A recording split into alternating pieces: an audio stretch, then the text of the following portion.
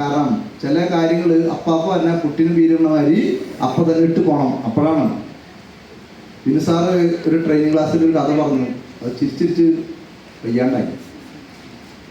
കാരണം കഥ എങ്ങനെയാണ്, ഒരു ദിവസം അല്ലെ കാട്ടിൽ രാജാവാര സിംഹം പറഞ്ഞു ഒരു ഗെയിം നമുക്ക് നടത്താം.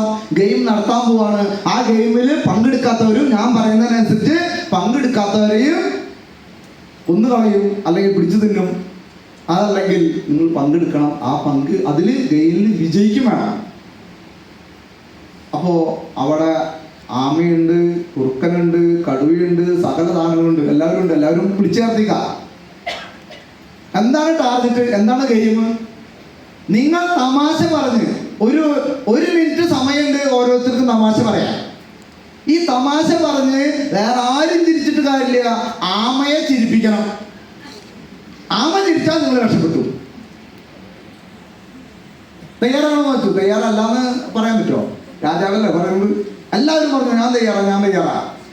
പക്ഷെ എല്ലാവരും പിന്നാക്കം നിൽക്കുക. കാരണം അത് ആരെ മുന്നോടിക്കുക? പുലിവാല്. ആമ ആണെന്നുണ്ടെങ്കിൽ ആകെ ഗൗരവമായിട്ട് നിൽക്കുന്നു. അപ്പോൾ ആമയ്ക്ക് ഒരു സൊല്യൂഷൻ ഉണ്ട്. കാരണം എല്ലാവരും കഴിഞ്ഞിട്ടാണ് ആമത് പറഞ്ഞു വരുള്ളൂ. ആള് റിലാക്സ് ചെയ്ത് നിൽക്കുക. അപ്പോഴാണ് ആദ്യം പറഞ്ഞു കൊരങ്ങച്ചൻ വായോ. ആദ്യം ആമയെ ചിരിപ്പിക്കുന്ന തമാശ കൊരങ്ങച്ചൻ പറയുന്നു പറഞ്ഞു. ആ കൊരങ്ങച്ചൻ അറിയാവുന്ന സകല തമാശയും പറഞ്ഞു. ബാക്കി എല്ലാവരും ചിരിച്ചു. രാജാവായുള്ള സിംഹം വരെ ചിരിച്ചു. പക്ഷെ ആമ ചിരിച്ചില്ല. കൊരങ്ങനെ ആമോടുള്ള ദേഷ്യം അമർഷം എന്തെങ്കിലും പറയാൻ പറ്റുമോ? ആമ ചിരിച്ചില്ല. പറഞ്ഞു ആമ ചിരിക്കാത്തത് കൊണ്ട് ഇവനെ ആ ആറ്റില് എറിഞ്ഞ് തലക്കടിച്ച് എറിഞ്ഞു കൊല്ലു.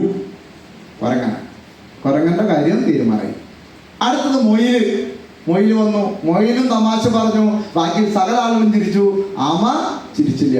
അടുത്തത് മൊയിലിന്റെ കഥയും കഴിഞ്ഞു. അങ്ങനെ ജിറാഫിനെ വിളിച്ചിട്ട് ജിറാഫ് പേടിച്ച്